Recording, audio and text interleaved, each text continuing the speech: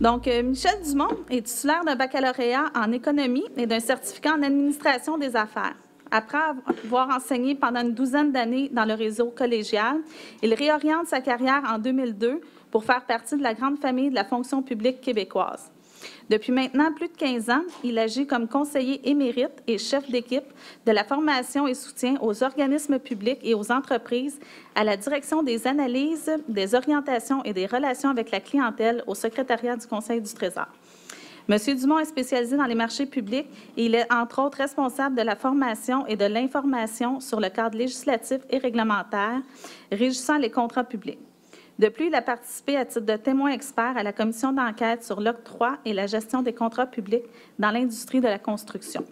Sans plus tarder, j'inviterai M. Dumont à nous partager les nouveautés concernant la gestion de l'approvisionnement. Hey, merci. Quand j'entends des choses comme ça, j'ai l'impression que c'est pas moi. Je suis bien vieux. Hey, bonjour. J'espère que vous allez bien. Alors, encore une après-midi ensemble. Hey, c'est-tu le fun? Il y en a que c'était hier matin, puis aujourd'hui. Alors, ce matin, je me re-questionnais, puis à savoir, j'ai dit, là, je vais faire une présentation sur l'autorité des marchés publics. Ils ont probablement tous entendu ça. Oui. Hein? Presque tout le monde a entendu, a participé à la tournée. OK. Alors, je vais faire ça rapidement. Mais ce matin, j'entendais Joël parler de plein de choses. Et ça m'a permis de prendre des notes. C'est rare, je prends des notes. Vous savez, je n'écris pas, moi. Alors, pour les gens qui m'ont déjà demandé de répondre par écrit, je leur ai déjà répondu non.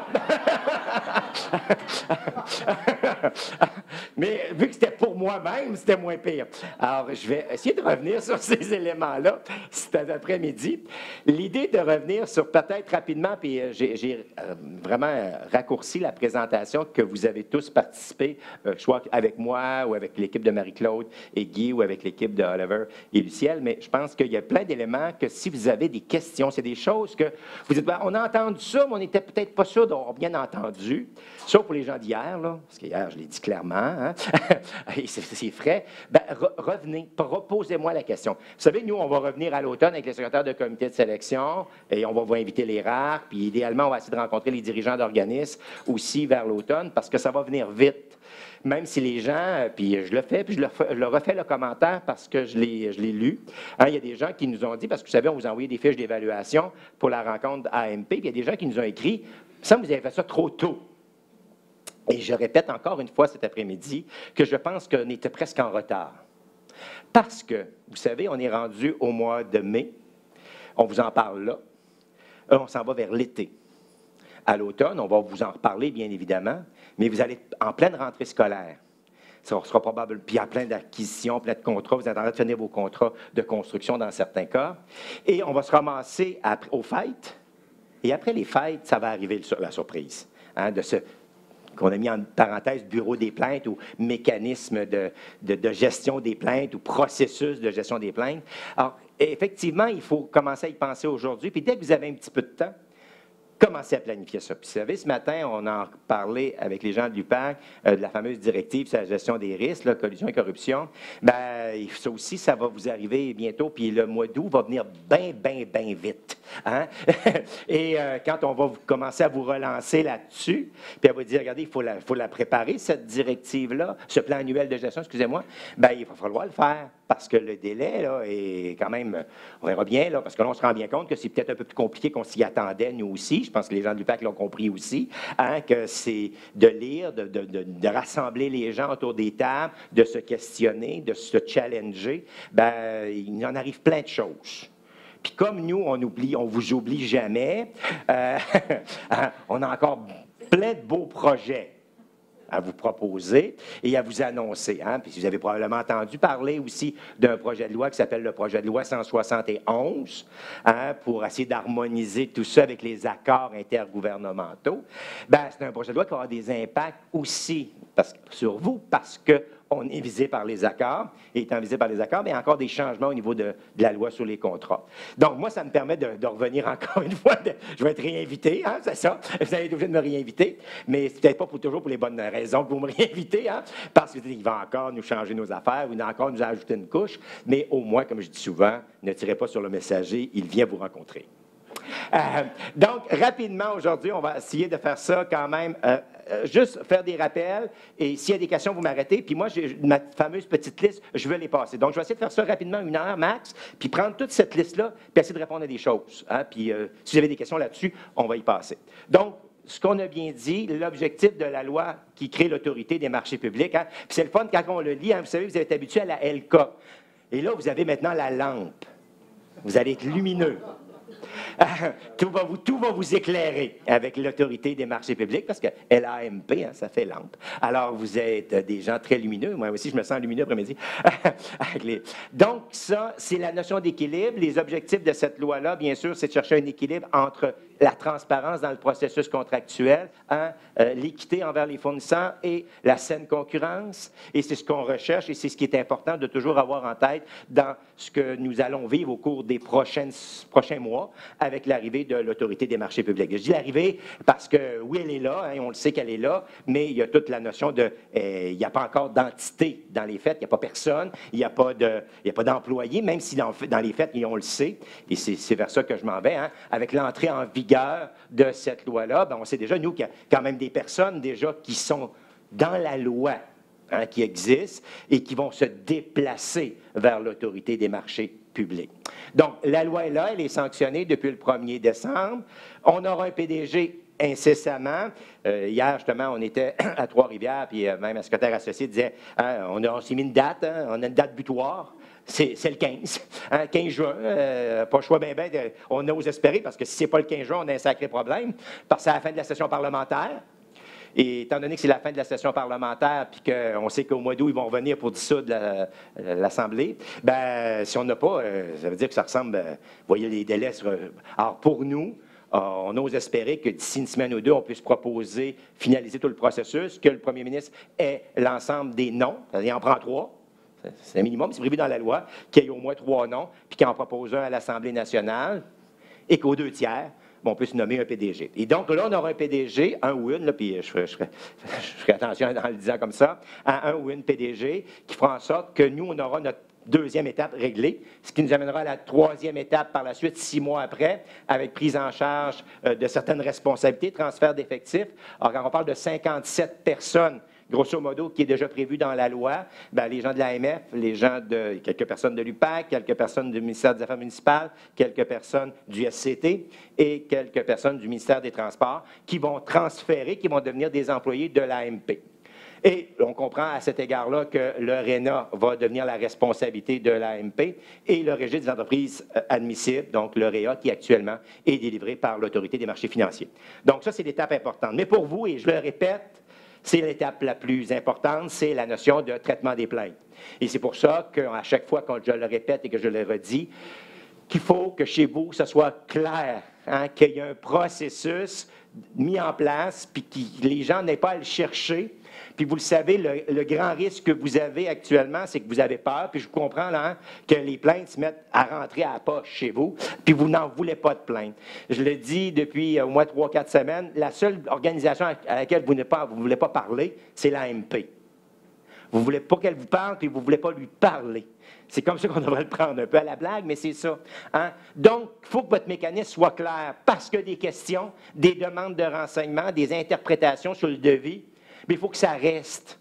Puis il faut que ça soit clair dans votre devis, puis sur votre procédure que vous allez mettre en place sur votre site ou peu importe où, que les gens ils continuent à vous appeler pour vous poser des questions, puis que vous allez leur répondre à ces questions-là durant le processus. OK?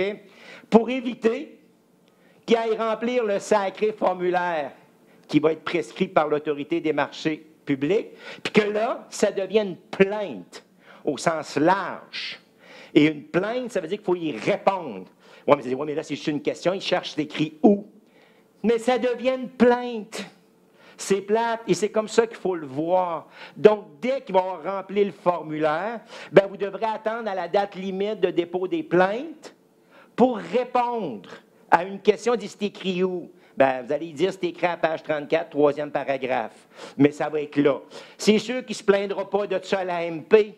Hein? Mais vous avez attendu, puis peut-être que là, vous allez dire, ben oui, mais c'est bien du niaisage. Ben oui, mais c'est ça, c'est plate, la loi a été écrite comme ça. Hein? Je ne suis pas le législateur, puis on pourrait bien y parler, mais c'est comme ça que la loi a été écrite. Donc ça, c'est important, et donc vous ne voulez pas qu'il aille remplir ce formulaire-là. OK? Et c'est ça, je pense qu'il faut. Et ça, là, quand je dis qu'on n'est pas trop tôt, c'est ça. Puis il faut que les entreprises comprennent bien qu'elles ont le droit encore de vous poser des questions, de vous appeler, de vous challenger sur votre devis, mais qu'elles n'ont pas à remplir le formulaire de plainte. Et bien sûr, il y a ça, j'ouvre une parenthèse, c'est intéressant, j'étais très content d'être ici ce matin avec la présentation de Stéphanie, hein, qui est venue vous parler de l'évaluation de rendement. Puis effectivement, je pense qu'il faut en faire, il y a une obligation d'en faire, vous le savez qu'il y a une obligation en technologie de l'information, mais d'en faire, c'est important et de vous pratiquer, d'autant plus que c'est obligatoire en TI. Faites-en. Oui, dans une 5e étape, il y aura un décret gouvernemental qui fera en sorte, hein, qui fait en sorte que tous les rapports de rendement que vous aurez produits, et là on est en TI, bien évidemment, à un moment donné, quand le décret va sortir, vous comprendrez qu'on va penser à vous. On va dire, ce serait le fun aussi en approvisionnement, en service et en construction, d'en faire. Hein? Il ne faut pas être un devin, là, pour penser qu'ils ne penseront pas à ça. Alors, parce que l'objectif, quand ils vont le prendre sous leur égide, puis de colliger cette information, pour vous permettre de vous en servir à tous. Parce que ça, c'est l'objectif ultime, c'est qu'on puisse se servir des rapports de rendement des autres. Parce qu'actuellement, vous le savez, le rapport de rendement n'est bon que pour l'organisation qui l'a émis. Hein? Donc ça, c'est intéressant. Et tout ce que Stéphanie vous disait ce matin, là, cette grande procédure qui avait l'air peut-être bien lourde, là, mais je trouvais ça intéressant que vous, dans vos organisations, vous soyez capable de mettre aussi ce genre de procédure-là en place. Vous savez, même au secrétariat du Conseil du Trésor, là, on a un modèle de rapport de rendement insatisfaisant. Hein, qui est disponible dans l'extranet, il faut aller chercher, il y en a un modèle. Donc ça, il y a quand même un gabarit qui est là. Et dans le cas de TI, on vous a fourni à chacune des organisations un modèle aussi, hein, pour les TI, parce qu'on dit, vous devriez le prévoir dans votre document d'appel d'offres. Donc, un jour, bien, tout ça sera transféré. J'ai bien dit un jour, parce que je ne pense pas que ce soit la priorité numéro 1 de l'AMP, là. On se comprend bien, mais effectivement, un jour, on va pouvoir tout transférer ça à l'autorité, et je pense que vous allez en retirer une plus-value à cet égard-là. Donc, ça, c'est des étapes importantes que vous devez réfléchir. Les acteurs, vous en avez assez parlé, je vous les ai présentés, ou mes collègues vous les ont présentés, mais il ne faut jamais oublier que le rôle du législateur que nous sommes au secrétariat du Conseil du Trésor, il va rester. Et on va rester là pour vous accompagner. Hein? Et je pense que quand on dit c'est formation sur le cadre normatif, là, ben c'est nous, ça. Hein? C'est moi et ma gang là, qui allons rester là pour vous accompagner, puis répondre à vos questionnements, puis être en service conseil, puis être présent. Parce que, je le dis, hein, cette gang-là, là, ils sont là quand vous n'êtes pas correct dans les faits pour l'entreprise. Alors, quand je disais tantôt à la blague un peu, vous ne voulez pas qu'ils vous appellent, bien, vous ne voulez pas qu'ils vous appellent, OK? Puis, vous ne voulez pas que les entreprises appellent l'AMP à votre égard. Donc, c'est ça. Donc, vous allez essayer d'éviter ça le plus possible, bien évidemment.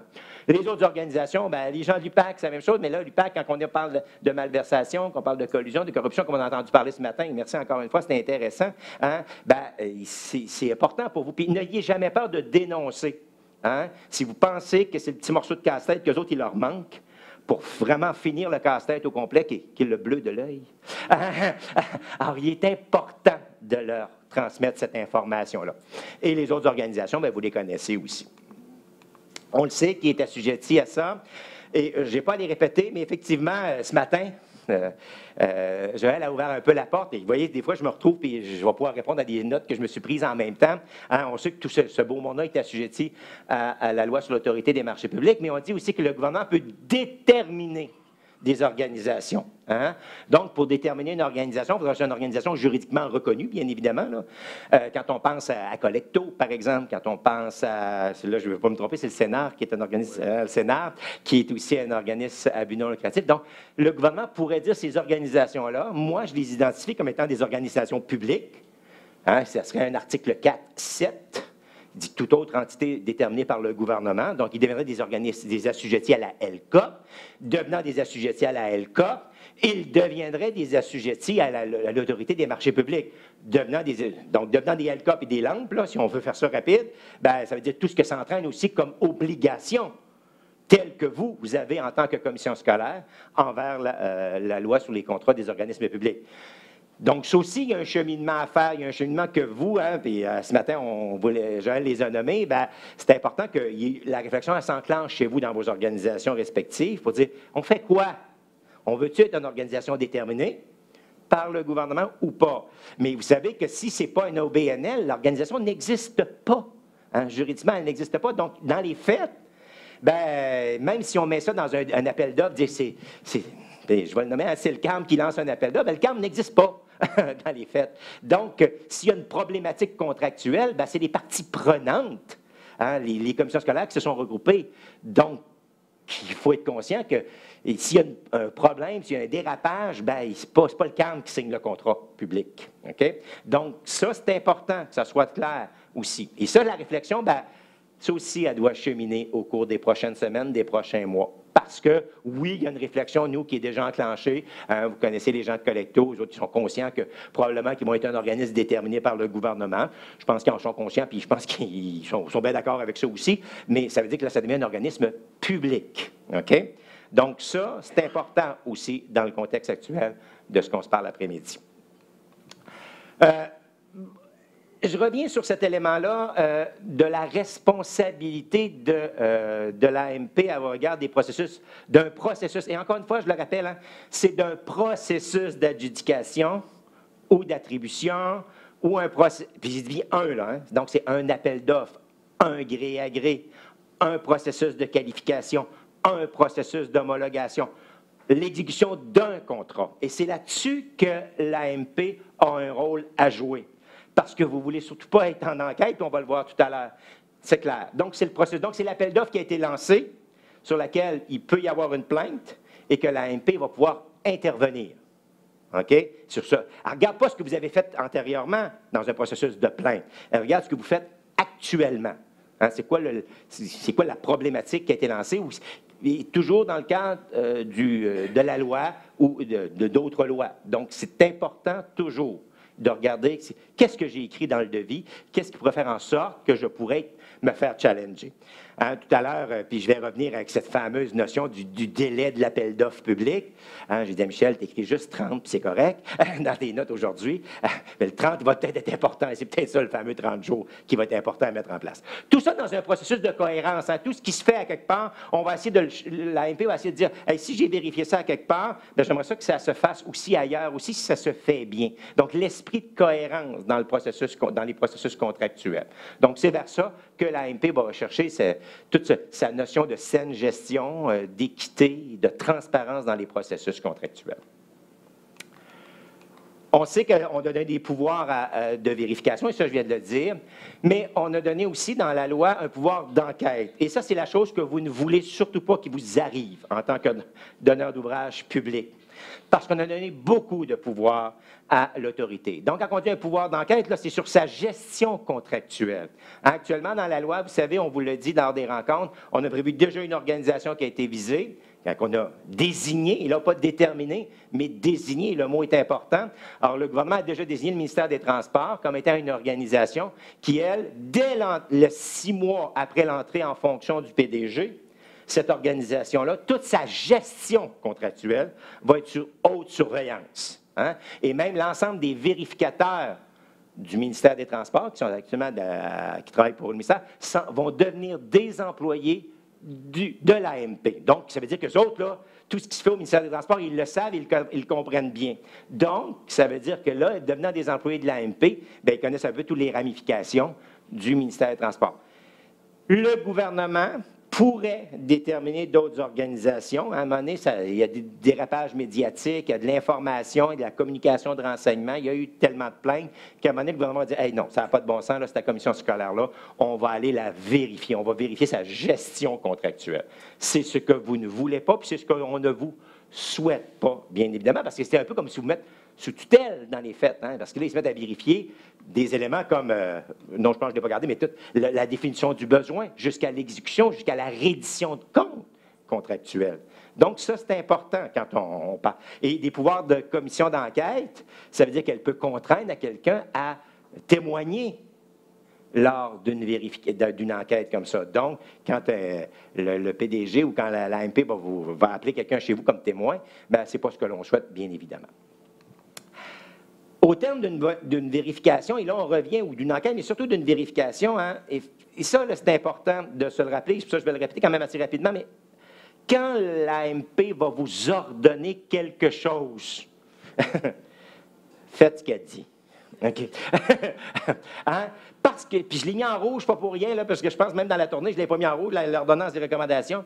Ordonnance, elle vous dit, vous devez modifier vos documents d'appel d'offres ou vous devez annuler votre appel d'offres. OK? Donc, ce n'est pas dire, je pense que c'est une bonne idée, il me semble que ce serait... Non. C'est, vous le faites. Parce que si vous ne le faites pas, vous le savez, elle a le droit de résilier de plein droit votre contrat si vous continuez dans le processus quand même. Donc, ça veut dire qu'on va être... ça veut dire que vous allez avoir un sacré problème si vous avez décidé, vous, que vous n'écoutiez pas l'AMP. Donc, ça, c'est important. Donc, aussi de ne pas donner suite à l'intention de conclure un gré à gré. Vous le savez, on va le revenir rapidement, mais dans le cas du gré à gré, en vertu de l'article 13, paragraphe 4, il y a une obligation de faire, il va y avoir une obligation de faire un avis d'intention. Donc, de faire cet avis-là, de ne pas le faire, vous avez un sacré problème, encore une fois, parce qu'encore une fois, le contrat sera résilié de plein droit. Donc, puis on le sait qu'il y a des risques. À un moment donné, vous dites, oui, mais là, il fallait aller vite, il fallait que ça soit rapide. Non, la raison, elle ne marche pas, là. On se comprend que la raison, elle ne marchera pas. Donc, de recourir à un vérificateur de processus, si elle vous ordonne des choses, elle peut nommer quelqu'un pour suivre votre processus contractuel. Elle peut nommer un membre sur un comité de sélection. Elle peut nommer un secrétaire de comité de sélection sur votre comité de sélection. Elle peut vous demander d'avoir la liste de tous les membres et que c'est elle qui approuve la composition du comité de sélection. Donc, elle a tous ces pouvoirs-là, même si dans la loi d'accès et dans la loi sur les contrats 58.1, on est venu dire qu'on doit protéger l'identité des membres de comité parce que ce n'est pas à caractère public. Pour ce qui est de l'AMP, on lui a dit, pour elle, elle aura le droit de l'avoir. OK? Donc, on lui donne tous ces pouvoirs-là. Et bien évidemment, on lui donnera des pouvoirs de suspendre et de résilier un contrat, ça je l'ai dit, mais des pouvoirs de recommandation. Parce qu'elle pourrait vous appeler et dire, regardez, là, on a fait une vérification d'un processus. Pour cette fois-ci, ça va bien, là. T'sais, on va le laisser passer, mais on ne veut pas que ça se reproduise. OK? Donc, ça va être aussi très important de prendre acte de ce que va vous dire l'AMP. Donc, ces pouvoirs, rapidement, on se rappelle, intervention en tout temps. Donc, dès qu'elle voit quelque chose dans un journal, par exemple, elle peut intervenir. Elle peut vous appeler, elle peut vous questionner, elle peut vous challenger sur quelque chose. OK? Bon, la notion de communication, de renseignement, je la rappelle, c'est que n'importe qui peut donner de l'information à l'AMP. Et ça, à partir du premier dollar dépensé. Hein? Parce que ce n'est pas une plainte, c'est de l'information qu'on va transmettre à l'autorité des marchés publics. Donc, elle, c'est pas parce qu'elle aura une communication de renseignement qu'elle va se mettre à vous appeler tout de suite. À moins qu'elle soit bien gros, là, puis qu'elle soit bien intéressant, elle peut bien vous appeler. Mais non, ce n'est pas son objectif. Mais c'est sûr qu'elle va cumuler cette information-là. Et donc, elle pourra après se dire, je vais faire une vérification d'un processus, par exemple. Et le traitement des plaintes, bien évidemment. La désignation, je l'ai dit, vous ne souhaitez surtout pas être désigné, mais ça fait partie de ses pouvoirs et c'est un pouvoir très lourd et très important. La communication de renseignement, donc, c'est en tout temps et peu importe la valeur. Et je l'ai fait, moi, à certaines occasions, lors des présentations. Vous savez, quand on dit en tout temps et de n'importe qui, vous savez, des fois, vous avez un souper de famille, un samedi soir, le vin est bon, et il y en a un qui n'aime pas les fonctionnaires autour de la table, c'est le beau-frère. Ouais, belle-sœur. Puis il entend des choses qui se dit au souper, puis il dit, voyons donc, ça marche quand même pas de même au gouvernement, avec les contrats, puis il achète des affaires, puis il paye. Je vais informer l'AMP. Il a le droit de le faire. Hein? Il va avoir le droit de le faire. C'est la divulgation d'actes répréhensifs. Et ça, on va même protéger ça aussi. Parce que nous, on a appelé ça communication de renseignement, mais au sens de la loi sur la divulgation des actes répréhensifs, c'est la même chose. Or, il pourrait aller jusque-là. Hein? Bon, est-ce que l'AMP a reçu ça du beau-frère, puis qu'il y a encore une goutte de vin sur la feuille qui vous a écrit? Probablement qu'elle n'en tiendra peut-être pas compte. Mais s'il y a une accumulation, et ça fait partie déjà d'un autre élément de renseignement qu'elle a obtenu, ben oui, elle pourrait le faire. Elle pourrait traiter. Donc, et on ne sait pas encore de la façon, vous savez, au niveau de la protectrice du citoyen, on a regardé ce qui se faisait de la façon de transmettre cette information-là. Et protectrice du citoyen, ça peut être autant par téléphone, par lettre, par voie électronique. Il n'y a pas de forme réelle. Donc, juste d'appeler, ben, l'AMP va prendre acte de cette information-là. OK? Donc, c'est ça, une communication de renseignement. Donc, c'est très large. Donc, on dit toute personne doit concerner, bien sûr, l'application du cadre normatif. S'il n'aime pas la couleur de mes yeux, là, comment il parlerait de ça à l'AMP, ça ne changera pas grand-chose. Mais le fait de parler de cadre normatif, oui. Et ça va l'intéresser. Donc, et bien évidemment, si elle considère que c'est intéressant, ben, elle va examiner. Puis, elle va porter un jugement, puis elle verra si elle fait une action ou pas à cet égard-là. Excusez-moi, ça concerne seulement les contrats qui sont... Non, c'est ça, j'ai dit. Tout contrat. Non, c'est bon. C'est bon? Hein? Et je vais revenir en arrière. Je pense que c'est important. La question est intéressante. La dame a dit, est-ce que ça inclut juste les contrats en haut des seuils? Communication de renseignement, là, c'est dès le premier dollar qui pense qu'il est mal dépensé chez vous. Puis il y a quelqu'un, un employé chez vous qui dit, voyons donc, ils ont acheté des cartouches d'encre de ce fournisseur-là, ça n'a pas de bon sens, ils les vendent 10 plus cher. Je vais en informer l'AMP. Il a le droit de le faire. Est-ce que l'AMP va gérer ça ou pas? Probablement pas. Mais si elle considère qu'à un moment donné, il dit, ah, puis là, il donne toujours le contrat à lui. Hein? Puis l'employé chez vous, il ne comprend pas que le contrat est toujours donné à ce fournisseur-là, hein, de cartouches d'encre. Ben, ça fait une accumulation d'informations pour l'AMP. Vous voyez? Donc, ça peut aller jusqu'à là. Donc, c'est toute information qui touche, bien sûr, le cadre normatif et les contrats publics, là. On se rappelle. Quand on parle de plainte, et ça, la notion de plainte, elle n'est pas définie dans la loi, hein? Alors, ça aussi, il y aura peut-être un travail à faire à court terme avec l'AMP, avec nous aussi, hein, pour c'est quoi une plainte? C'est quoi une plainte? On pourrait faire un bel exercice après-midi là-dessus, hein? On ne le fera pas parce que quand même, il y a des limites. Mais on dit un acte visant à dénoncer une décision ou une condition qui n'est pas conforme au cadre normatif. C'est très large, hein? Donc, tout ce qui est dans le cadre normatif. Donc, on comprend que dans la loi, dans les règlements, les politiques, les directives, tout ce qui semble ne pas être conforme, bien, il y a le droit de le dénoncer. Mais, et là, ça répond à votre question, et là, par exemple, on est en haut des seuils. OK? Alors là, dans le cas de la notion de plainte, il faut que ce soit en haut du seuil d'appel d'offres public. OK? Donc, égal ou supérieur. OK, mais dans la plainte, et non dans la communication de renseignement. OK? Dans la plainte, oui. Alors, et dans le cas d'un gré à gré, et gré à gré, on comprend encore une fois, dans vertu d'un 13, paragraphe 4. OK? Et il faut faire attention parce que les gens ils disent, ouais, mais c'est quoi se plaindre sur un 13.1, un 13.2, un 13.3 ou un 13.5? Il pourrait bien donner une communication de renseignement, mais il ne pourra pas faire une plainte en vertu d'un autre 13. Ce qu'il faut faire très attention, par exemple, et on le verra tout à l'heure, c'est quand on décide de faire un 13.4, c'est un 13.4. Mais on dit, oh, finalement, je me suis trompé, mais on virait ça en 13.1. Non, là, il est trop tard. Puis on revirer ça de bord, puis on va en 13.2. Parce que là, il y a eu une dénonciation et il devait rester dans la notion du 13.4. Il y avait une question là-bas. Oui, juste pour savoir, tu as dit le seuil d'appel d'offres public. Mais si je suis, on va dire, à 75 000 puis je décide d'aller en public, est-ce que la plainte existe pareil, même si je suis en public? Là? Non, effectivement. Donc, il faut vraiment être au-dessus. Mais il pourrait y avoir une ils peuvent chialer communication de renseignement. Oui, ça, j'ai compris que tout le monde fait chialer. Mais la plainte, non. Non, il n'y a pas le processus de plainte c'est non recevable pour l'AMP. OK? Pour être recevable pour l'AMP, il faut que la dépense soit égale ou supérieure au seuil d'appel d'offres. Qui est combien maintenant? Hey, vous êtes bon. OK? Il m'a sorti 104 000 hier. Toi, c'est sympathique. J'ai dit, il est déjà rendu en 2020. Il a actualisé tout de suite. Il a donné le taux d'inflation. Non, c'est vraiment 101 100 le seuil d'appel d'offres public. OK? Les conditions de recevabilité, je les allume toutes en même temps. Hein? Et ça aussi, ça va être intéressant de savoir c'est qui ça, une personne intéressée. Hein? Une personne, un groupe, une société ou son représentant intéressé à pouvoir déposer une plainte. Donc, il faut que je sois capable de réaliser le mandat. Mais si c'est un groupe, ce n'est pas le groupe qui est capable de réaliser le mandat, ce sont ses membres qui sont capables de réaliser le mandat. Hein, prenons l'exemple de l'industrie de la construction, par exemple. Hein. En construction, un entrepreneur dit « Ah, je ne me plaindrai pas, je suis peut-être déjà sur leur blacklist, mais je vais appeler ma corporation, la corporation des entrepreneurs généraux, puis je vais leur demander de se plaindre pour moi. » Est-ce qu'ils auraient le droit de le faire? Oui, ils auraient le droit de le faire pour les membres de la corporation. OK, ça, c'est important. Donc, on comprend. Ou, on parle du représentant, ça pourrait être, dans ce cas-là, ça pourrait être un avocat. Mais là, l'avocat, lui, il va identifier, bien sûr, pour qui il le fait. Il ne fera pas son nom personnel. Il va le faire pour l'organisme, pas pour l'organisme, mais pour l'entreprise. Donc, ça aussi. Donc, mais toute cette notion-là de société, de groupe et de personnes intéressées, bien, je ne parlerai pas ça de la jurisprudence, mais on va voir apparaître qui peut se plaindre, bien évidemment, puis qui peut être intéressé à réaliser le mandat.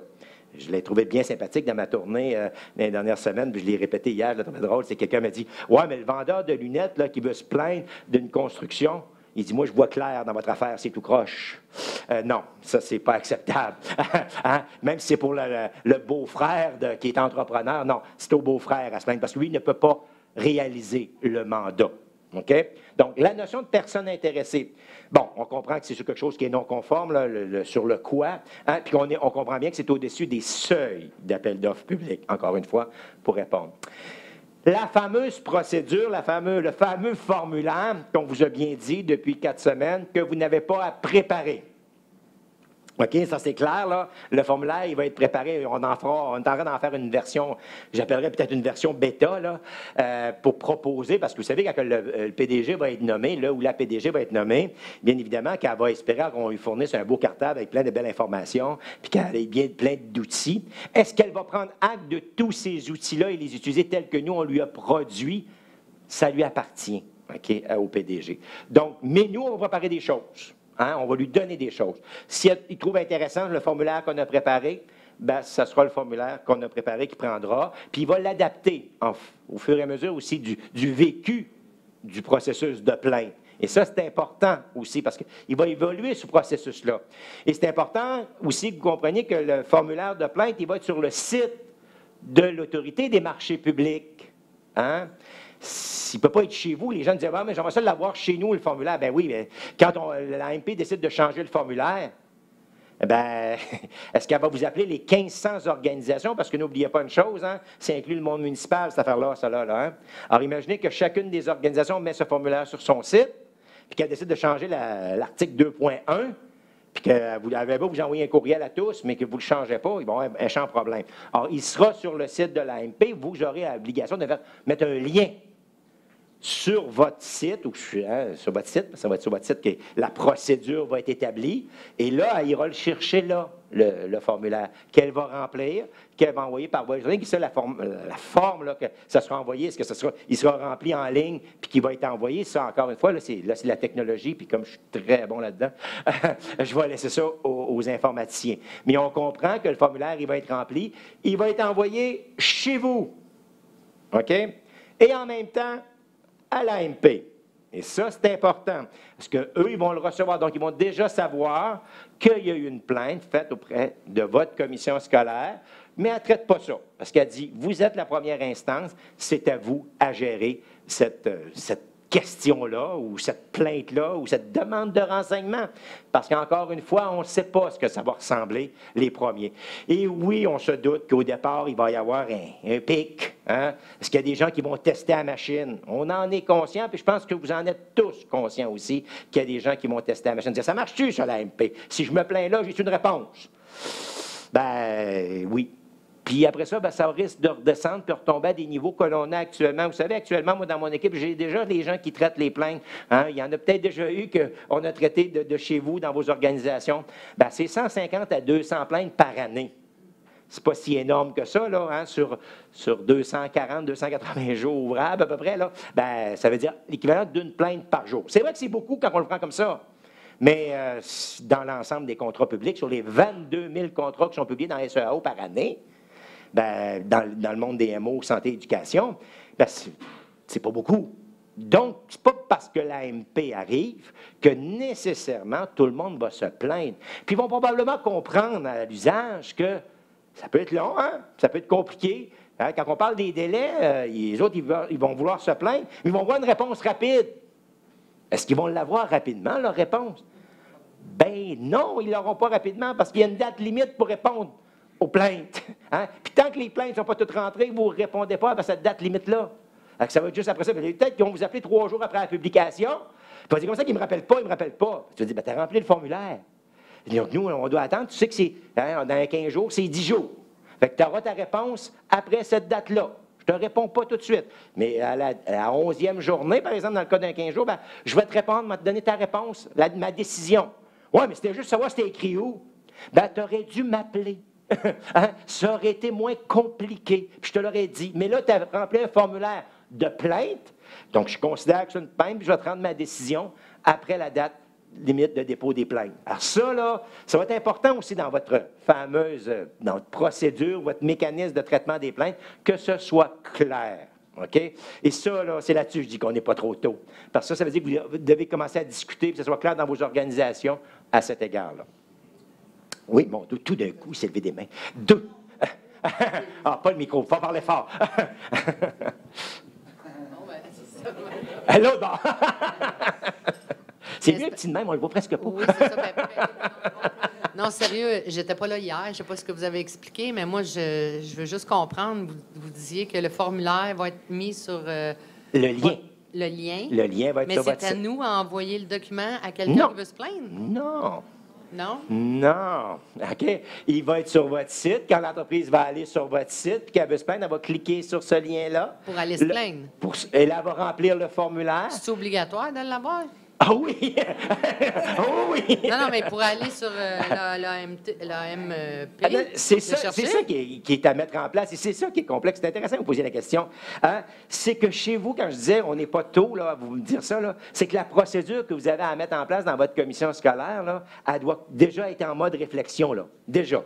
OK? Parce que là, il va y avoir une procédure, tu sais, pour les questions, pour les demandes de renseignement, tout ça. Mais il va y avoir aussi une section pour les plaintes telles que prévues par la loi sur l'autorité des marchés publics. Voici la procédure. Et là, pour pouvoir se plaindre, veuillez compléter le formulaire 6 juin. Ils vont cliquer. Ça va ouvrir sur leur écran. Et là, ils vont remplir tout le paquet d'informations. Ils sont qui, eux autres, puis pourquoi ils sont intéressés, puis pourquoi ils sont capables de réaliser le mandat. Là, ils vont compléter tout ça, puis ils vont faire « envoyer ». Ils vont vous l'envoyer à vous. Je dis à vous, là, à votre commission scolaire. Et ça, là, il faut que ce soit clair. Qui les reçoit? Si c'est pas clair, finalement, on ne le reçoit jamais. Oh, que vous allez comprendre. Je vais vous montrer juste un petit exemple tout à l'heure. C'est une blague. Finalement, je l'ai fait, puis je vais le prendre. Je vais le montrer, l'exemple. Hein? C'est juste une blague. Non, vous allez voir. Vous allez comprendre pourquoi. Il y avait une autre question, mais ça... Prenez le micro de madame. Disons, un fournisseur qui aurait fait une plainte et finalement se rend compte que c'était plutôt une question, est-ce qu'il peut retirer sa plainte? Bien, il pourrait la retirer, mais arrêtez, il faut que vous répondiez, vous, après la date limite de dépôt des plaintes. Il la retire, mais vous avez une réponse à donner parce que, et on va le voir rapidement tout à l'heure, vous avez inscrit que vous avez reçu une plainte sur SEAO. Et vous savez que tout ce que ça entraîne pour les gens qui ont fait la formation, là, hein, ça reporte automatiquement, si vous ne répondez pas dans les délais, ça reporte sur SEAO la date de fermeture de dépôt des soumissions. Alors, ça aussi, c'est important. Alors, les cas de rejet, j'y reviens pas, mais c'est la seule affaire, quand le PowerPoint, vous l'avez tous, là, tous ces éléments-là, vous les avez. C'est bien comprendre ici qu'on est dans les causes de rejet d'une plainte par l'AMP.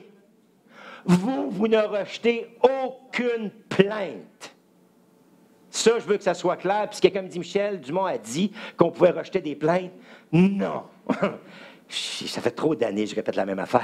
Et je le sais, j'ai enseigné trop longtemps. Je sais ce que j'ai dit et quand je l'ai dit. OK? Et quand on me fait dire des affaires que je n'ai pas dites, comme d'avoir dit, comme j'ai dit hier, que le REDAO serait un élément obligatoire un jour. Parce qu'on m'a dit ça récemment.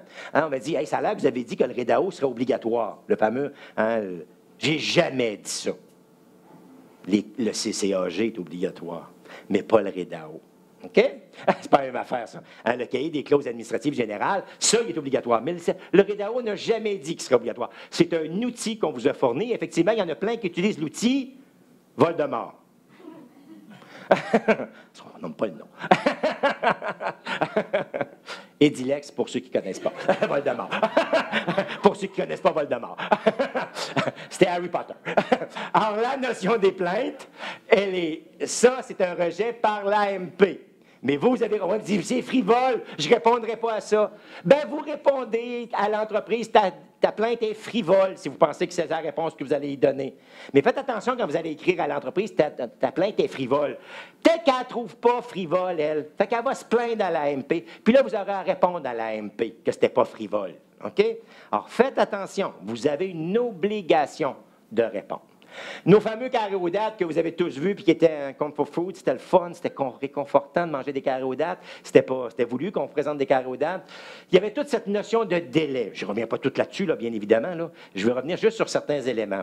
Tu sais, la notion de période de soumission, et c'est ça, il faut que ça change dans la culture. Nous, dans la réglementation, on a mis que c'était 15 jours minimum. OK? Mais ça, on a décidé ça. Le législateur a décidé de mettre 15 jours. Mais dans les accords, parce que c'est l'esprit de ça vient des accords, les accords ne parlent pas de délai. Elle dit un délai raisonnable. La ECG, c'est différent. La ECG, vous le savez, si vous lisez l'accord, c'est 40 jours, mais compte tenu de notre processus à nous, c'est 30 jours. OK? Ça, c'est l'accord qui l'a prévu. Mais dans les autres accords, que ce soit la LEC, que ce soit la QNB, que ce soit la CCQO, ça dit un délai raisonnable. Ce qu'il faut commencer à changer comme culture dans nos organisations, c'est qu'un appel d'offres de 15 jours, ça ne tient pas la route. À moins que ça se fait pour acheter du papier, des crayons, regarde, quelque chose d'ultra simple. OK? Sinon, pensez, puis vous le savez, on a tous fait les exercices ensemble, que la seule façon que ça marche, il faut que ça soit publié un jeudi. Sinon, ça ne marche pas. OK? C'est la seule façon. Il ne faut pas qu'il y ait de plainte. Alors, si ce n'est pas un jeudi, le 15 jours ne peut pas être respecté. Alors, si c'est un lundi, un mardi, un mercredi ou un vendredi, ça va être 16, 17 ou 19 jours que ça va prendre. Puis ça veut dire même pas avec une plainte. OK? Donc, changez cette culture-là et commencez à échanger avec vos autorités, avec vos gens, mais surtout avec vos requérants. Ils sont les plus fatigants, hein, dans les fêtes. Parce que ça, c'est toujours trop long, 15 jours. Hein? Puis ils veulent toujours qu'ils fassent ça. Ils contournent la loi, 10, 12 jours, ça doit être correct. Hein? Ça va être raisonnable, c'est facile, ils vont répondre vite. Non! Hein? Dites-leur déjà que ça ne marche pas. Puis ça ne marchera pas aussi, l'histoire du 15 jours. OK? Bon, puis il y a toute cette notion-là. Et c'est pas pour rien que dans le bas, je suis revenu, puis je l'ai réécrit en rouge, je dis aujourd'hui pour leur en reparler, c'est d'inscrire sur SEAO, les autres informations, vous les avez déjà, hein? D'inscrire sur SEAO la date de la première plainte. OK? Et ça, c'est important, parce que si vous ne l'inscrivez pas, l'entreprise va pouvoir se plaindre à l'AMP et l'AMP va vous se mettre à vous poser des questions et elle va vous organiser pour faire des addenda pour aller reporter votre appel d'offres public. Parce que si elle n'aura pas de réponse, si vous n'avez pas inscrit de date. Et la deuxième date, elle est extrêmement importante. Et celle-là, elle a un impact direct. D'aller publier la date que vous avez répondu à tous vos plaignants. OK? Donc, l'appel d'offres fermait le 16. Vous avez répondu le 12 à tous vos plaignants, ou le 13, au moins 3 jours avant la date de dépôt des soumissions. Bien, il faut aller inscrire la date. Vous n'avez pas à dire à qui vous avez répondu aux plaintes. Vous avez répondu à tous les plaignants qui avaient posé des questions ou qui s'étaient plaints, tel que le formulaire le prévoit. Parce que si vous ne le faites pas, le système va automatiquement enclencher, le SEAO va enclencher un processus de report de 4 jours. OK? Donc, l'appel d'offres devait fermer le 16. Elle ne reçoit rien entre le 13 et le 16. Le système fait pouf!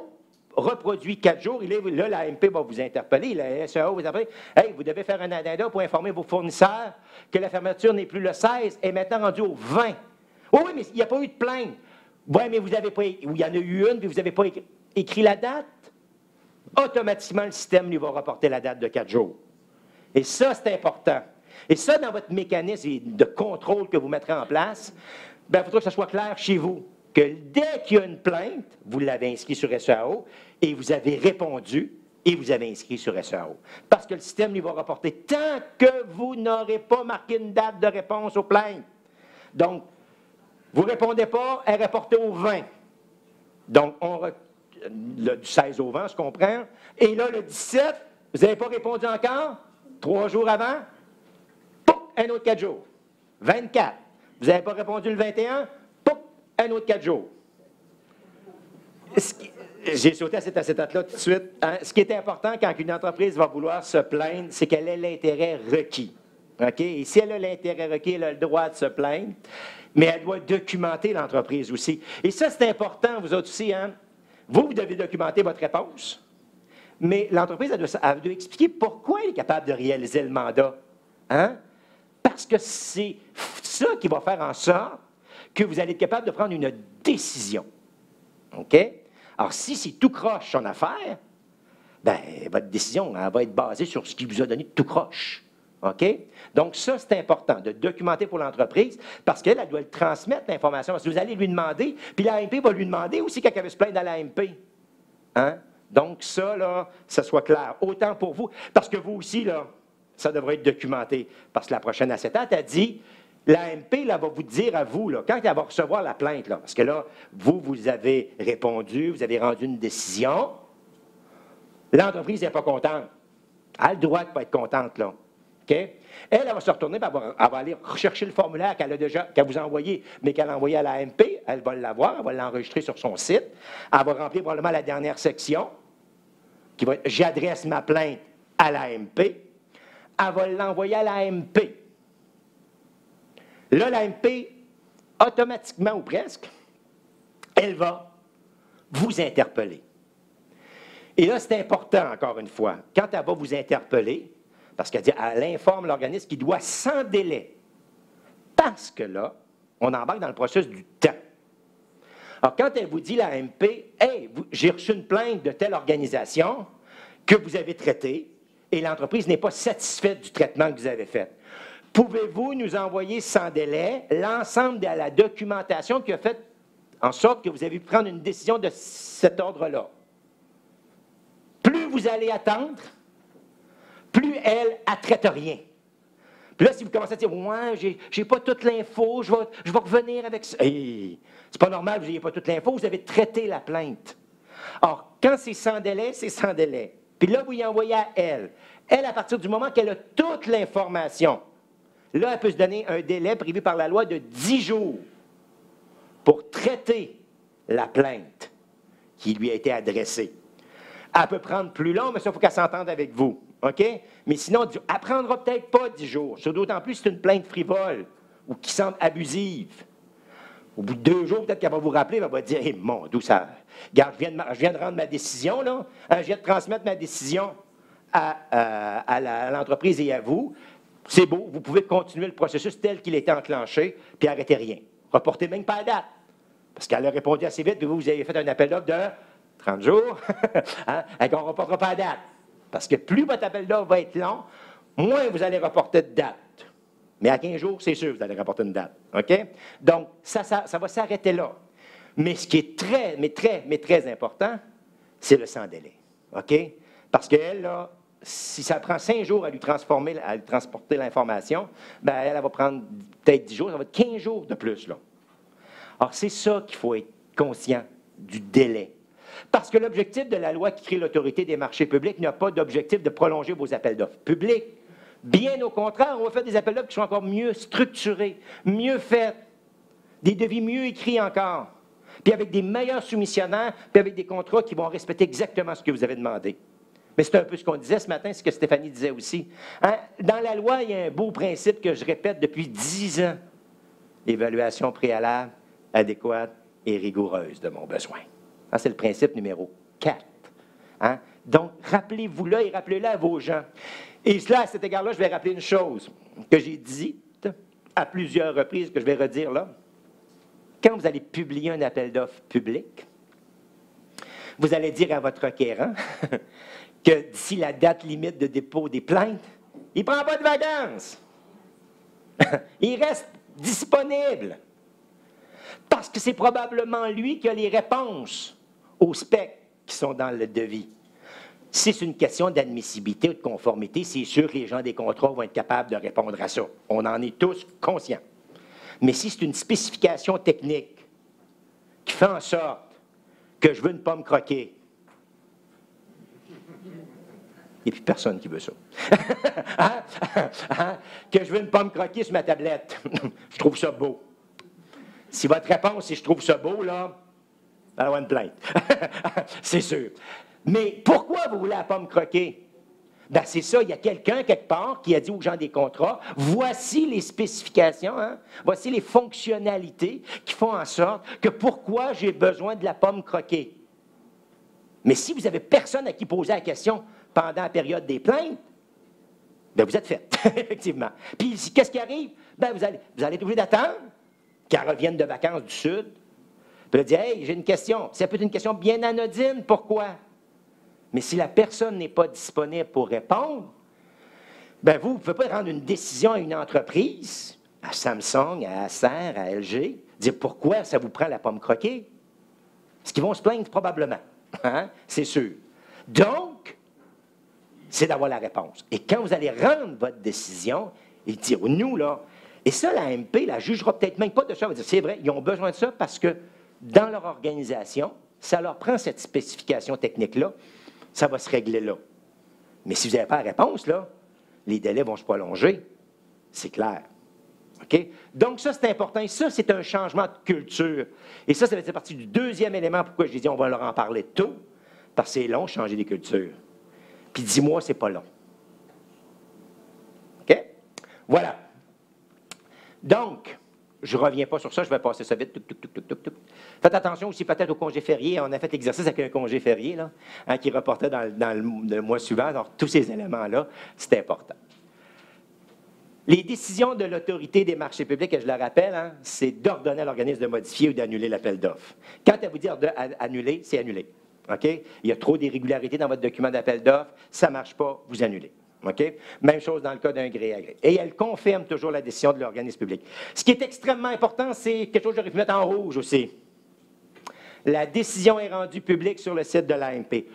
Toutes plaintes qui vont être adressées à l'autorité des marchés publics, sa décision va être rendue publique sur son site. OK? Donc, ça, c'est important aussi. Alors, si c'est une plainte frivole, ben, elle va écrire que la plainte d'un plaignant était frivole. Pas sûr qu'elle va écrire ça de même, là. on va y laisser écrire ses textes, mais elle va les rendre publics. OK? Donc, ça, c'est important. Donc, toute plainte qu'elle aura traitée sera rendue publique. OK? Est-ce que l'identité du plaignant va être identifiée? Je ne pense pas. Je ne pense pas. Mais ça appartient à l'autorité. Ça appartient à l'autorité, ça. Mais pour l'instant, non. Parce que je ne suis pas certain qu'elle va rendre ça public, là. Mais oui, votre nom, vous, va apparaître public, par exemple. Bien, c'est ça que je trouve. C'est ça. Mais ça, on va laisser ça à l'autorité. Ce n'est pas à nous, là. Dans le cas d'un processus d'attribution, ce qu'il ne faut pas oublier, c'est de publier un avis d'intention. Pour tous les fois où vous pensez qu'un 13-4 est la seule solution. Hein, l'appel d'offres ne servirait pas à l'intérêt public. Faites attention, il y a des gens qui font des gré à gré en bas des seuils, puis qui publient ça sur SEO en disant que c'est un 13-4. Rappelez-vous que si ce n'est pas en haut des seuils, ce n'est pas un 13-4. Hein? Mais je le vois encore. Là, je m'en vais donner des formations, des fois, que j'appelle des formations privées là, dans les organisations. Puis je regarde, puis il y en a toujours une ou deux qui a été publiées en 13-4, mais qui est en bas de 100 000, ou de 101 100, là, on pourrait dire maintenant. Non, ce n'est pas un 13-4. Un 13-4, c'est en haut du seuil d'appel d'offres publiques. Mais pourquoi je vais attirer aussi votre attention sur l'avis d'intention? Parce qu'il va être réglementé. On peut en faire depuis 2008 des avis d'intention. On pouvait en faire avant aussi. Dans notre réglementation, nous, on pouvait faire des avis d'intention, puis on avait même prévu qu'on pouvait en faire. En 2008, on a enlevé un peu cette idée-là. On a dit, si les gens veulent en faire, ça reste un outil qu'on va laisser sur SEAO qui est disponible. Là, il va être réglementé. C'est-à-dire qu'il va y avoir des éléments que vous n'aurez pas le choix d'inscrire sur l'avis d'intention, parce qu'à l'article 13.1 de la LCOP et 13.2, la forme que ça devra prendre est prescrite. OK? Donc, je devrais inscrire des choses sur SEAO, dire, voici, moi, j'ai l'intention de donner le contrat pour acquérir cet appareil-là, à cette firme-là. Voici les spécifications techniques. Hein? Je veux conclure le contrat telle date. Donc, toute l'information va être là. Elle va avoir un temps pour manifester son intérêt. 5 jours avant la conclusion du contrat.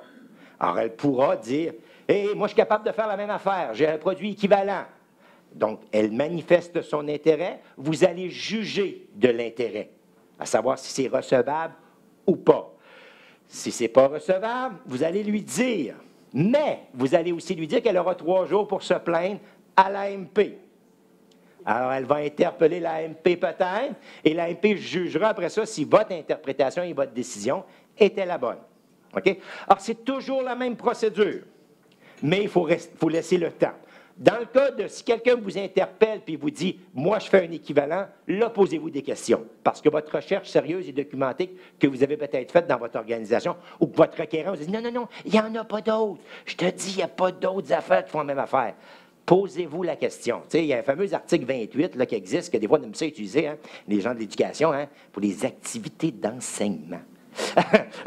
Fameux article 28 sur le règlement des contrats d'appro, là, hein, qui dit, mais ça le dit clairement, c'est pas un 13-4, mais ça dit clairement, aucune solution de rechange, aucun bien de remplacement. C'est dit que c'est très unique, que je pourrais faire aussi. Mais il faut que ça soit lié, très lié à l'activité d'enseignement. Là, on est en 13-4, c'est beaucoup plus large, OK? Donc, c'est important, encore une fois, de permettre aux entreprises de... Tu sais, c'est toujours... Reprenez la première acétate qu'on regardait tout à l'heure, hein, la notion de saine concurrence. C'est ça l'objectif que l'on recherche avec l'autorité des marchés publics. L'entreprise, bien sûr, si elle manifeste son intérêt, il faut qu'elle manifeste et qu'elle dise que oui, je suis capable de le faire.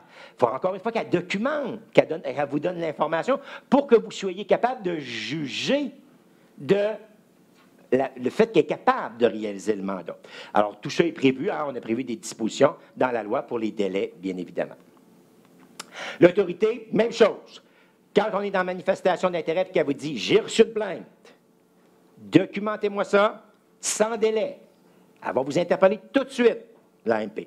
Là, tout de suite, là, on se comprend que c'est peut-être pas dès que ça va rentrer à M. Alling, ben, vous appelle, mais on comprend que ça va être dans des délais très courts parce qu'elle le sait, elle. qu'elle s'est peut-être plainte la 3e journée. Elle a 3 jours, puis si vous fermez dans 3 jours, il faut qu'elle vous appelle tout de suite, vous dites « Hey, fais un addenda, là!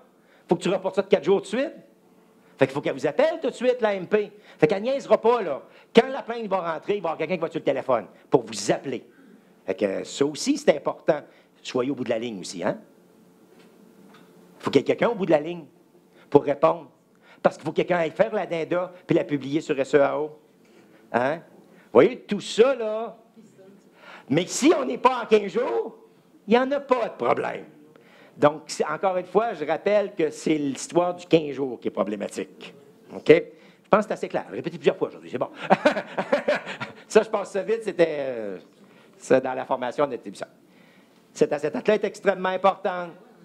La notion de, si vous n'écoutez pas l'AMP, on parle d'une résiliation de plein droit.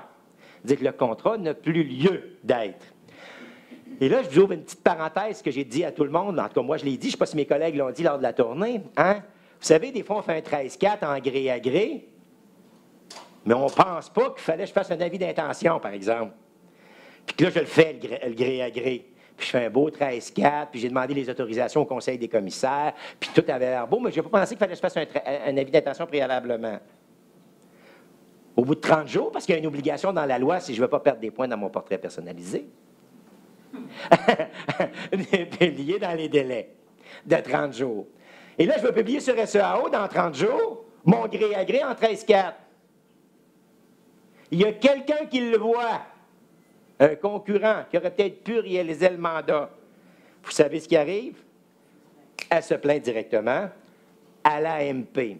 Si elle est capable de démontrer assez rapidement à l'AMP qu'elle était capable de réaliser le mandat selon les spécifications techniques que vous aviez mis, le contrat est résilié de plein droit.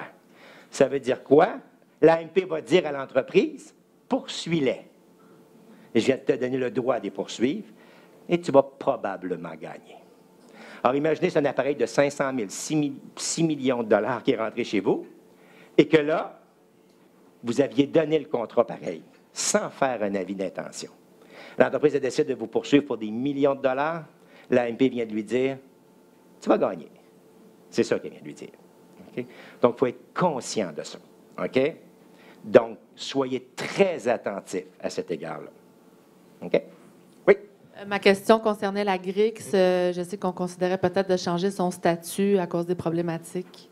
Ben oui, définitivement. C'est un bel exemple. Le cas de la GRIX, hein, c'est un OBNL. Donc, un OBNL, c'est quelqu'un qui peut soumissionner sur un contrat public. Si une entreprise dit, ben moi, j'aurais été capable de faire la même chose que la GRIX, elle se plaint. Elle a fait un avis d'intention? Non, on n'a pas fait parce que c'était la GRIX. Non, c'est un OBNL. Un OBNL, c'est un contractant concerné par la loi. C'est un article 1.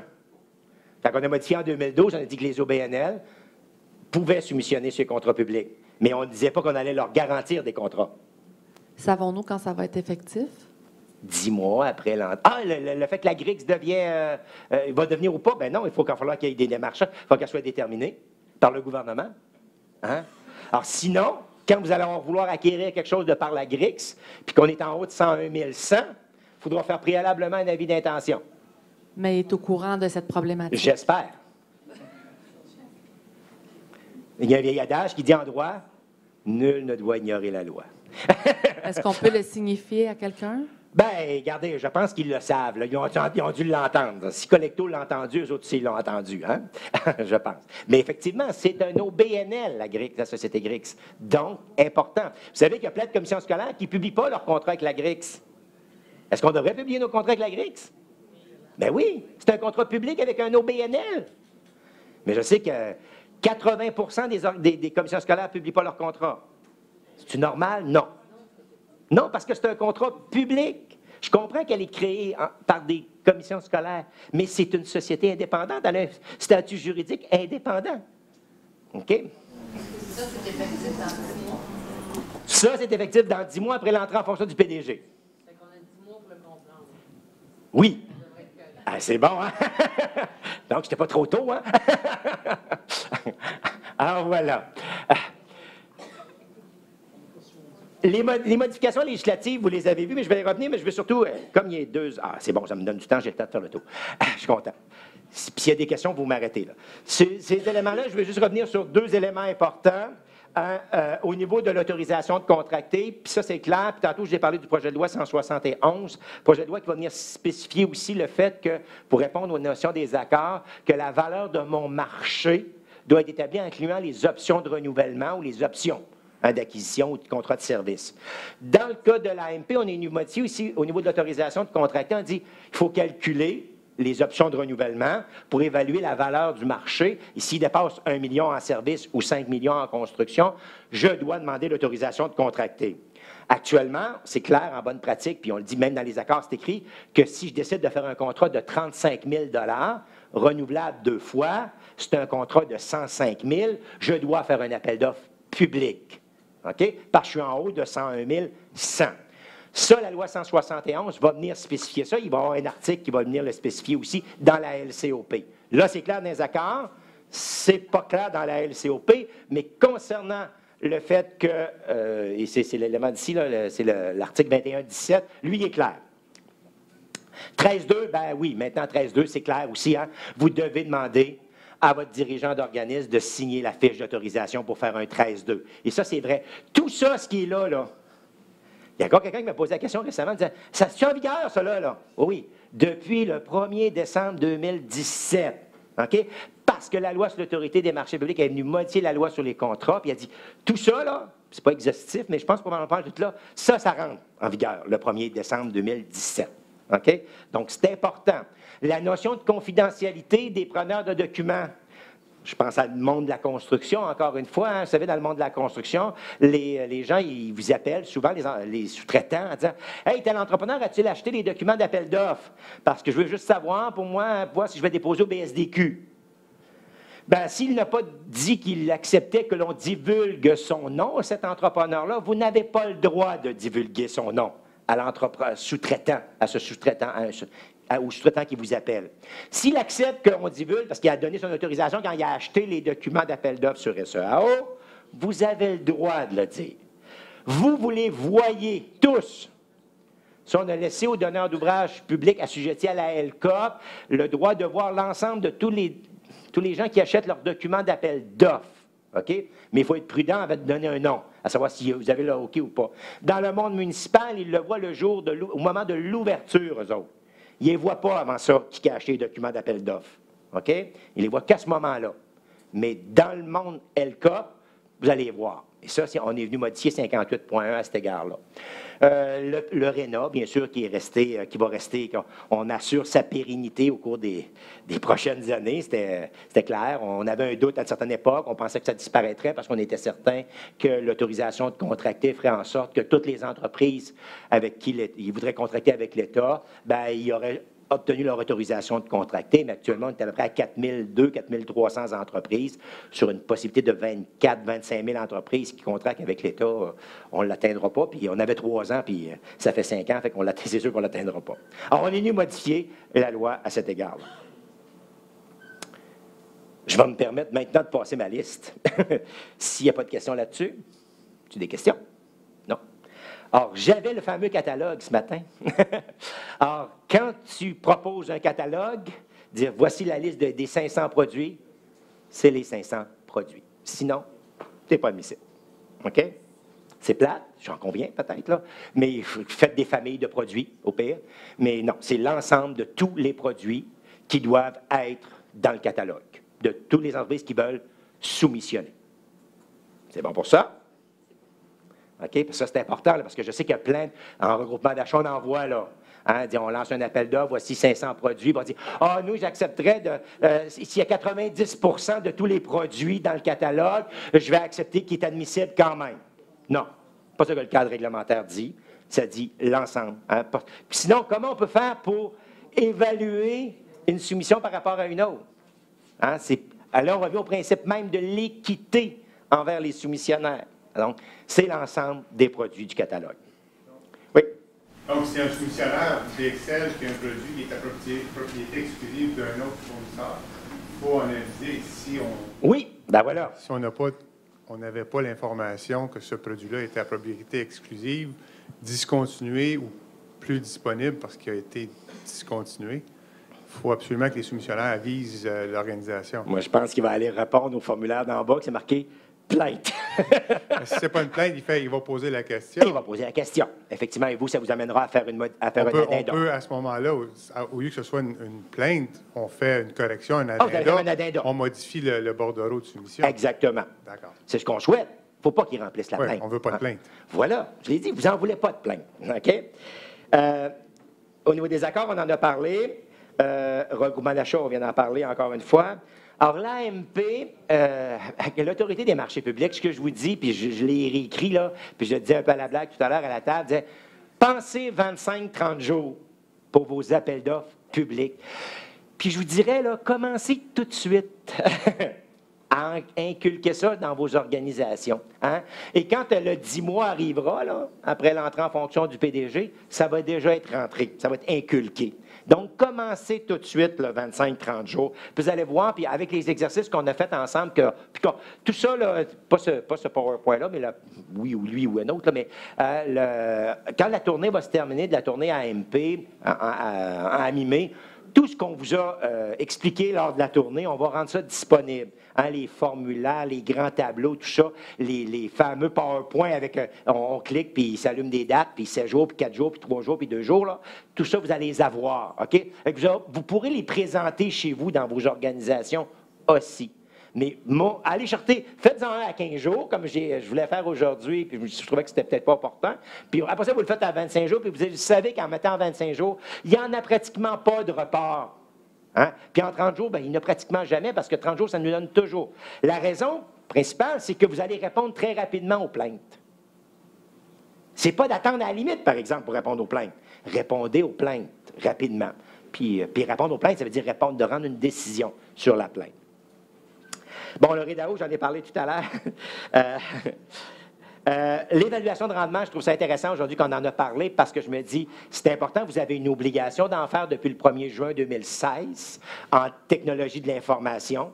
Donc, tout contrat qui se termine. Puis c'est effectivement les délais, le 60, le 30 et le 30, là, hein, qui nous donnent un maximum de 120 jours, là, ben, c'est important, ça aussi, que ça soit inculqué dans vos organisations et que vous mettiez ça en place, que ça soit clair. Parce que quand le contrat se termine, ben, il faut commencer. Mais ce que je veux surtout que vous reteniez, puis je pense que Stéphanie le disait ce matin, ce qui est important, c'est que ce n'est pas nécessairement les gens des contrats qui savent si le contrat a bien été ou pas. Hein? C'est le requérant. C'est lui qui doit alimenter les gens des contrats. Puis je pense autant au CSPQ qu'à Collecté ou autre. Ben, c'est eux qui doivent avoir l'information. Ils ne savent pas si le contrat a bien été chez vous. Là, si vous ne les alimentez pas, les groupes d'approvisionnement qui ont fait le processus d'appel d'offres ou qui ont signé le contrat, comment vous pensez qu'ils peuvent faire un rapport de rendement? Ils ont une obligation d'en faire un, puis ils n'ont pas d'information. Bien, c'est la même chose à l'interne. Hein, vous avez les gens des contrats qui eux, là, l'information, s'ils ne l'ont pas, Ben, ils ne peuvent pas produire. On ne peut pas aller les voir à la fin du contrat en disant « Hey, lui, là, tu me le sors, je ne le veux plus. Il n'est pas bon. » Sur quelle base il n'est pas bon? Hein? Alors, il n'est pas bon. Il ne livrait pas à date. Oh, mais on a-tu des notes? On lui a-tu envoyé des lettres enregistrées? On lui a-tu envoyé des courriels? On l'a-tu rencontré? Ben non, c'était trop compliqué. Ben, je vais faire un rapport de rendement comment? Ben, j'en ferai pas. Puis la prochaine fois, il va soumissionner, puis c'est lui qui est le moins cher, ben, c'est lui qui va avoir le contrat. Alors ça, là, c'est important. Hein? Puis je trouve que je trouvais ça intéressant le matin. Puis j'étais content d'être ici aussi. Puis je suis content de passer la journée avec vous autres. Oui? Les rapports de rendement, comme Oui. comme avec le CAM, là, les rapports de rendement, c'est-tu chaque entreprise, chaque commission scolaire qui doit les faire eux-mêmes? Dans ce cas-là, oui, parce que le CAM n'existe pas. Hein? Comme j'ai dit tout à l'heure, le CAM, ça n'existe pas. Ce n'est pas une entité publique. Non, je sais, c'est ça. Fait que, Alors, donc, chacun, tandis que Collecto, etc., c'est à eux à le faire. c'est à eux. Mais il faut les alimenter. Oui. Puis est-ce qu'on a accès à ça? Ben non, c'est pour Collecto. Il appartient à Collecto. Parce que c'est quand Collecto va refaire un appel d'offres public que c'est lui qui peut ne pas retenir cette soumission-là, pas vous. N'est bon que pour l'organisme qui a fait le contrat, qui a signé le contrat. OK? Je regarde, gestion des risques. Je en parle parce que ce matin, on en a parlé beaucoup, puis j'ai comme eu l'impression aussi que les gens ont dit que ça va être compliqué. Oui, ça va être compliqué. On va être juste un peu honnête. Ça va tellement nous détendre. Ben oui, c'est pas facile parce qu'il faut le faire, puis il faut le faire avec toute la rigueur que ça demande. Puis effectivement, quand Hélène elle le disait ce matin, allez chercher l'outil sur leur site, appelez les préventionnistes de l'UPAC pour qu'ils vous donnent accès à commencer à lire ça. Il y en a déjà, je sais qu'ils ont commencé à le faire, je les connais bien, hein, ceux qui étaient, mais c'est important que vous preniez acte de ce que vous aurez à faire. Oui, commencez à lire, parce qu'à partir du 1er septembre 2018, c'est demain, ça, le 1er septembre 2018, il faut en être conscient. Vous, le processus, il va s'enclencher pour vous autres, là, à part les 3 commissions scolaires qui ont déjà été visées dans la deuxième vague. Ben, il faut impliquer les gens, il faut lire, il faut se faire une tête sur ça, il faut que les gens soient très impliqués dans l'organisation pour être capable de le faire, ce processus-là, parce que la première fois, il est lourd. Il faut être conscient qu'il va être lourd à faire. Après ça, ben, on le met à jour, puis on rajoute des choses, puis on vérifie des choses, puis on s'ajuste. Mais la première fois, non, je ne le cacherai pas. Ça va être lourd. Il y a vous. Oui, j'avais une question derrière, là-bas. Oui, ma question est par rapport au délai. Pour les appels d'offres sur invitation, est-ce que c'est la même chose? On devrait augmenter aussi? Ou? Non. Là, encore une fois, appel d'offres sur invitation, on est en bas des seuils, donc ce n'est pas visé. Okay. Pas visé par la plainte, mais pour être visé par la communication de renseignement. Donc, j'avais une deuxième question ici. Oui, c'est concernant le risque de corruption. Je sais que le Conseil du Trésor a apporté de l'aide là, aux premiers organismes et je crois que vous nous aviez dit que ça serait très lourd pour le Conseil du Trésor d'appuyer tout le restant des organismes publics pour le délai. Donc, à quelle aide on pourrait s'attendre? Ben, nous, les gens de l'UPAC, on va les solliciter encore un peu, c'est bien évident. Ils en sont conscients aussi. Actuellement, eux, ils accompagnent les 21 organisations de la deuxième vague. Nous, à partir de l'an prochain, de la troisième vague, c'est nous qui devons prendre le relais. C'était dans l'entente qu'on avait signée avec les gens de l'UPAC. Alors, on va être avec eux, on va monter probablement des gabarits peut-être un peu simplifiés pour vous aider dans ce processus-là, mais il y aura une équipe, j'ai des gens chez moi qui vont se mettre sur le terrain, autrement dit, pour accompagner les... Là, il restera tout à décider, est-ce qu'on prend les 280 d'un bloc? Parce qu'il reste 280 organisations. Il y en a 30 qui vont l'avoir au 31 août 2018, mais il y en a 280 qui ne l'auront pas. Et est-ce qu'on va leur laisser juste une année? Tout ça est en réflexion actuellement. Alors, il y a peut-être une réflexion sur la directive, sauf que c'est une directive. Et une directive, pour la modifier, bien, il faut la faire réadopter par le Conseil du Trésor. Alors ça nous demande, nous, un délai actuellement. Vous avez reçu vos portraits personnalisés pour plusieurs d'entre vous. Je voulais juste en parler juste un petit peu en disant, vous savez, il y en a qui l'ont pris, puis je comprends, là, encore une fois, que vous l'avez pris comme un bulletin, puis je comprends ça. Hein? Mais vous êtes dans le monde de l'éducation, vous savez c'est quoi un bulletin. Hein? Mais prenez-le comme un objectif d'amélioration continue. Oui, c'est plate quand je me compare, il me semble que je suis moins bon que les autres. Je vous dirais, si vous êtes moins bon, vous pouvez vous améliorer. Si vous êtes trop bon, il y a un risque. Hein? Donc, il est peut-être là le risque, mais de vouloir s'améliorer, je pense que c'est un objectif que l'on a tous. Oui, j'ai tout entendu ce que vous allez me dire. Hein? On manque de ressources, publier d'un délai, c'est compliqué, puis des fois, c'est du temps. Puis oui, j'ai ça, je peux me le répéter si vous voulez, mais après, quand j'aurai fermé mon micro, hein? Et ça ne sera plus enregistré, je vous le dis ouvertement, là. Mais au-delà de ça, je pense que l'objectif du portrait personnalisé, c'est vraiment de vous améliorer, de vous donner une chance. Et puis, on est là pour vous accompagner aussi. Autant les gens de la Rédemption Jaune que nous, à la direction de l'analyse, orientation et des relations avec les clientèles, c'est cet objectif-là qu'on a toujours eu, qu'on a depuis 2008 et qu'on fait encore 10 ans plus tard, puis qu'on va poursuivre aussi dans cet objectif-là. OK? Peut-être une dernière petite chose. Bon, pour ce qui est des RARC, c'est important. Et ça aussi, je sais qu'il y en a quelques-uns. Qui est RARC? Je veux juste voir les mains là, pour... je sais qu'il y en a que je connais là, bien. Là. Au cours des prochaines semaines, là, ma boss me dit, Michel, finis ta tournée, là, parce qu'on attend une politique RARC. Hein, on va en avoir une politique RARC. Parce qu'il y avait une politique RARC, mais il faut la revoir en politique RARC. Alors, on avait demandé des commentaires au groupe des 3R10. J'ai ces commentaires-là. J'ai commencé à les compiler. On va essayer d'écrire quelque chose, mais aussi dans cet objectif de dire il faut que ce soit vivable. La place et la personne qui est désignée par le dirigeant d'organisme, il faut qu'il soit capable de jouer son rôle de responsable de l'application des règles contractuelles. Et pour moi, actuellement, puis je pense que pour Mme Arav aussi, hein, tout cet esprit de dire, ouais, mais c'est un secrétaire général, est-ce qu'il peut jouer son rôle de RARC? Ben, la question, elle est là, elle est fondamentale, je dirais, à cause d'une chose, à cause de la première responsabilité qu'on est venu modifier dans la loi, de veiller à l'application de toute mesure à mettre en place en gestion contractuelle. Ben, c'est bien évident que si la personne, dans la désignation qu'on lui donne, hiérarchiquement, elle n'est pas capable d'imposer quelque chose aux gens des contrats, là, on a un problème.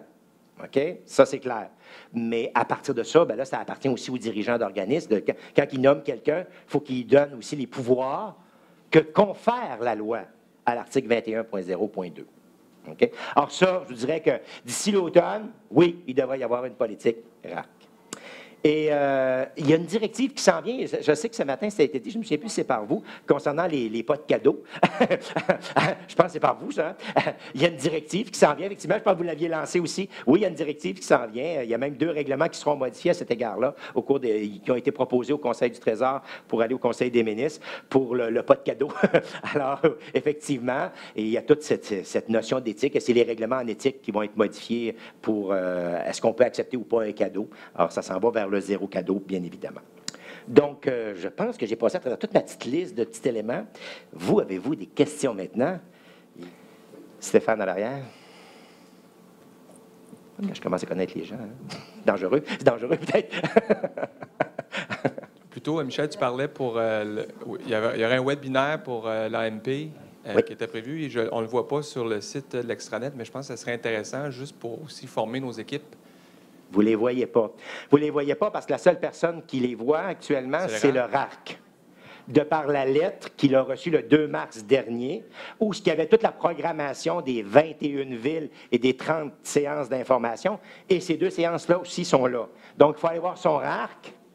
Dans la lettre, dernier paragraphe de Mme Arav, on glisse tranquillement dans le dernier paragraphe, puis il y a une petite main qui allume, et on clique sur la petite main. Ouais. Arav, A-R-A-V. Qui est la secrétaire associée chez nous, là, la sous-ministre adjointe. Alors, quand on va dans cette lettre-là, c'est la lettre du 2 mars qui est envoyée au RARC. Et le formulaire, il s'ouvre. Et là, on voit les deux webinaires qui restent. Il reste une rencontre. Bien, il reste la semaine prochaine. Si vous voulez venir à Bécomo-Sept-Îles, je suis là. Alors, je vais tout vous expliquer ça, les gens de Sherbrooke, si vous venez à Bécomo-Sept-Îles. Mais on est quand même allé à Sherbrooke, en plus. En plus. Oui, on est allé la semaine passée à Sherbrooke. Et il reste Lévis, puis il reste les webinaires. C'est bon.